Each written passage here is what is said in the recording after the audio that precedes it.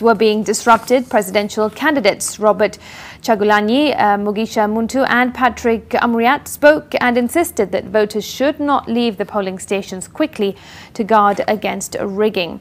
This in spite of a warning from the Electoral Commission not to hang around.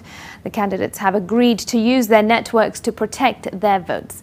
The Electoral Commission maintains that crowds around the polling stations pose a risk of COVID-19 transmission. Ali Mivula covered the meeting in Kampala, where Chagulanyi claimed that his house had been raided by military officers who killed one of his workers. 64 days after the presidential campaign started, three opposition candidates have come together to speak on a number of political issues.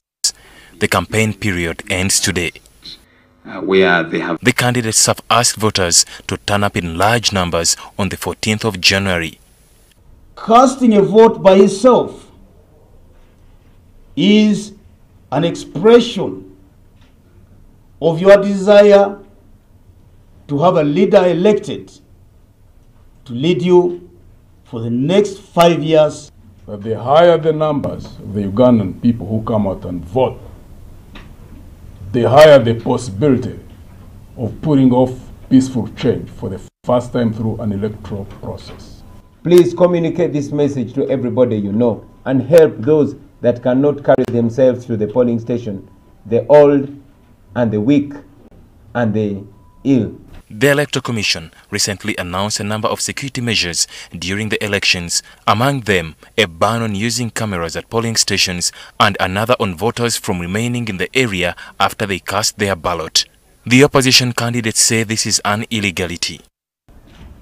And we are telling you that you will not be breaking the law when you stand and watch your vote. That is our line of defense. And we draw this line of defense from our own experience as a forum for democratic change. Leaders, candidates for that matter, should ensure that they have agents at all polling stations who should take care of their interests and not expose their populations to risk of contracting COVID-19 through large gatherings.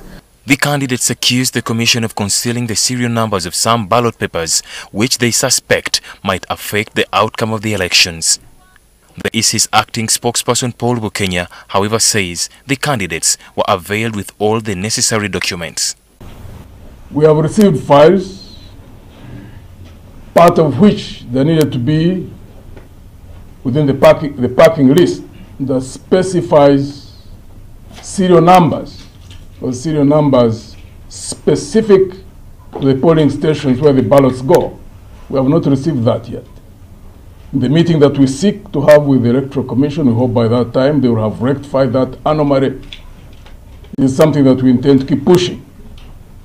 To set a complete set, and as you can see on our records, the serial numbers are documented, clearly documented, and each candidate has a copy of these files. Meanwhile, former presidential candidate Dr. Kizza Besigye advised that denying President Yoweri Museveni a majority of 50% plus one is more crucial than fronting a single opposition candidate.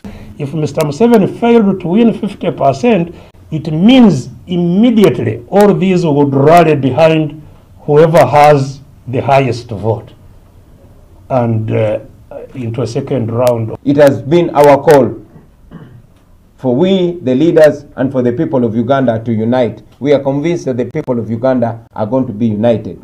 And we are here to demonstrate our unity.